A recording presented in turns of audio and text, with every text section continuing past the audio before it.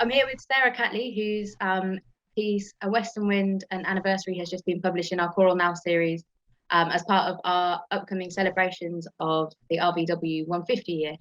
So Sarah, could you just talk to us a little bit about the piece and kind of what inspired writing it and the style it's written?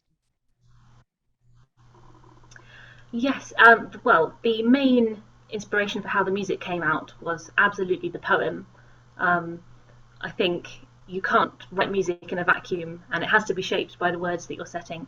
And Ursula's lovely poem was a really strong backbone for the piece. It has a lovely structure. So it's 2 verses, and there's a sort of twist in the tale at the end of the poem. So the gist of it is that she is writing, I think, 35 years after, to the day after Rafe Vaughan Williams died, and she's sort of approaching the idea of her own mortality, I think, and she's wondering about, well, essentially what happens after she dies. So it's quite sort of heavy, questioning poem. She doesn't seem at all certain as to what's going on. It's quite ambiguous, but she presents various options for what might happen. She says, "When will time end for me, dear love,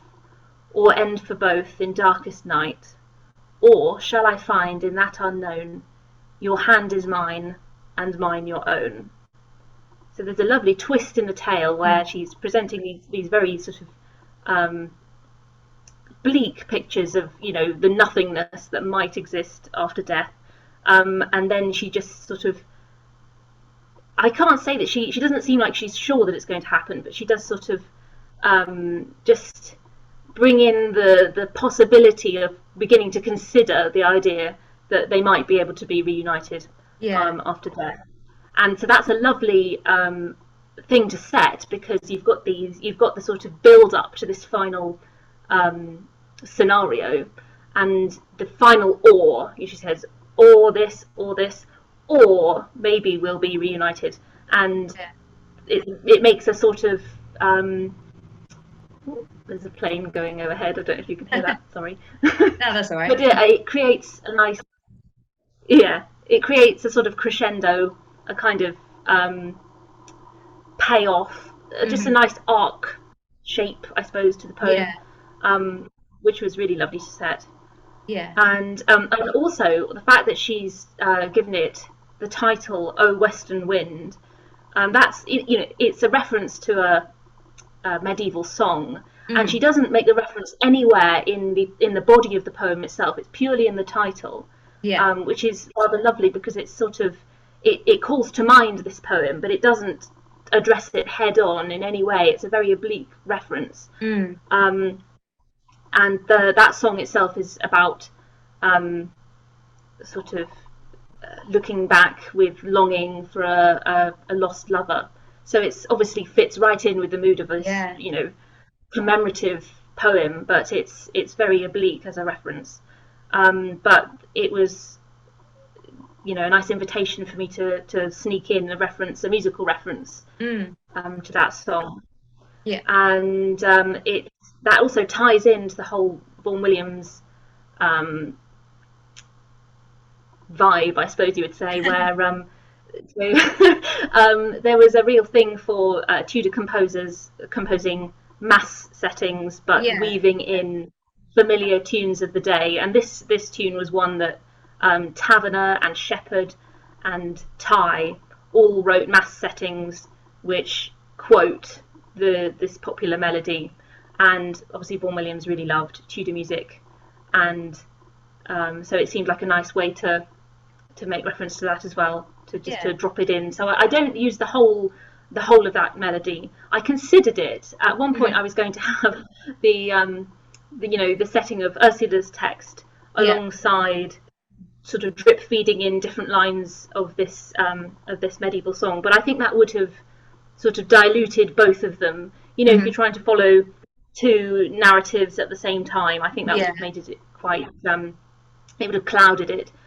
So in the end, all I did was the first line Western Wind, When Wilt Thou Blow, Mm-hmm. which sort of just peppers in. And I like to think that it's, well, the fact that Ursula has titled it "O Western Wind," is a knowing reference to that song. Yeah. And I sort of imagine that while she's writing the poem, maybe this tune is running through her head and that kind of thing. So it's sort of, I don't know about you, but when I get a tune stuck in my head, it's never the whole thing. It's always one Yeah, just a snippet little that bit. keeps going round and round and round. Yeah, yeah, Yeah, so yeah, that's a sort of reference to that, perhaps. yeah. And so O Western Wind kind of makes reference to Vaughan Williams' own music. So could you maybe discuss a little bit more about that, please? Yes. So the after the first thing we hear is this Western Wind medieval tune, but then the next music that comes in is very much not stealing, but making reference to a piece by Vaughan Williams, which is his 5 variants on Dives and Lazarus, which is a really lovely piece for, I think, strings and harp. And so it's a sort of beautiful flowering out kind of gesture. So lovely bittersweet chords that don't do exactly what you expect, quite modal, really lovely flavour. And because it was such a sort of numinous, mystical flavour to it, I thought, well, that absolutely fits with the vibe of this poem. I've got to have some of that in there. Mm-hmm. And then I later found out that actually, so Vaughan Williams's funeral was in Westminster Abbey, Mm-hmm. and they had the funeral service. But before that, they had a commemorative, sort of like a concert, I suppose it was. It was conducted by Adrian Bolt, and it had music by Vaughan Williams and also some by Bach. And I think, if I've read this order of service correctly, the very first thing that anyone heard of the whole funeral was this piece, 5 variants on Dives and Lazarus. And I thought, well, how perfect for that kind of occasion, really. Mm. But also, I'm sure that any time Ursula would have heard this piece later in life, I'm sure it would have brought her back to that moment where the funeral service is about to begin. And I read another sort of tribute, well, someone describing their experience of the funeral, and they said that there'd been a slight gap between Vaughan Williams's death and his funeral, and in this time she had time to sort of grieve a bit. She thought she had got used to it. She was thinking that on the day of the funeral she'd be able to be completely calm and collected, but when these string chords with the harp started, everyone was just in absolute floods of tears, because it's such gorgeous, achingly yearning, bittersweet music. So I thought that would also, that is the flavour that I would like. And then also another, the more you think about these things, the more references sort of creep out of the woodwork. But Dives and Lazarus is a parable about, well, it's basically about what happens after death. So Lazarus does get brought back to life, I think. He's the poor man who is rewarded for his piety where the rich man isn't, something like that. And obviously that has a resonance. I have no doubt that Ursula did not expect reincarnation or anything like that, but it does sort of guide the musical conversation, I suppose, in an oblique way towards thinking about things that happen after death. So all of those resonances just made me think, right, well, I've got to have that included in there somewhere.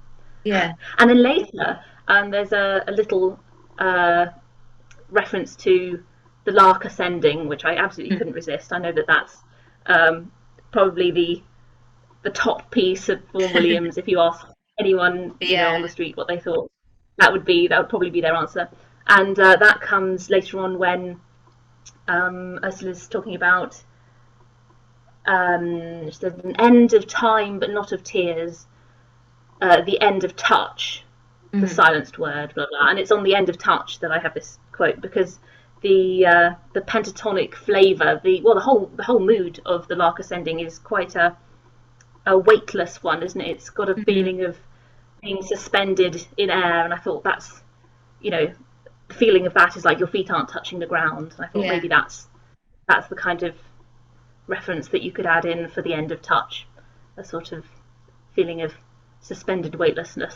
So I snuck that one in there as well. And that's kind of answered my question about what drew you to the poem itself as well, unless there's anything else that you want to add about the text, why you chose this particular, for example. Yes. Well, there was something I didn't know this when I was, deciding that this was the poem I was going to set, but it's a sort of resonance to it that I found later, which I was wondering about squeezing into the program notes, but I didn't quite have room to put it in. But it's such a lovely story that I thought I ought to mention it. It's I found an article by Oliver Neighbour, I think, and he was a friend, I think, of Ursula's in later life, and he's written this article, which is basically just some sort of insider gossip from Ursula Vaughan Williams' perspective, the things that she told him about her situation and various things. And she happens to mention that she and Rafe discovered that they were in love. It kind of took them by surprise, the way she tells it at least, when they were travelling in a taxi, and the taxi stopped at some traffic lights, and she was surprised to find out that they were holding hands, and sort of, oh yes, which is a lovely, lovely story, even before you realise that the last couplet of the poem, "Oh, shall I find in that unknown, your hand is mine, and mine your own." I just feel like maybe that's the incident that she's remembering at that point, and it makes a lovely cyclic image. The idea that this was how they began, and it's her hoped for, possibility that might be how they end. I just thought it was really a lovely image. Yeah, that's a really lovely story. More details about the piece, and there's a recording available to listen to. They can all be found on our website. So thank you very much for your time, Sarah. And I hope you enjoy the rest of your day. Oh, thank you. It's been lovely to talk to you. You too.